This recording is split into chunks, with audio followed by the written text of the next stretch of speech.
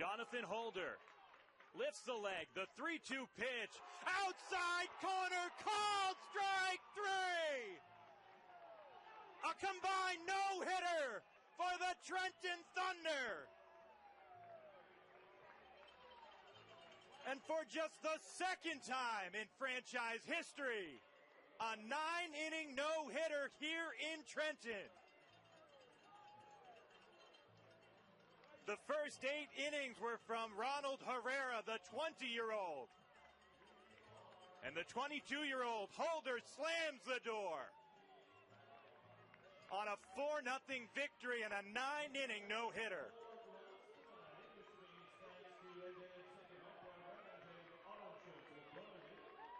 All 4 runs coming in the bottom of the 5th.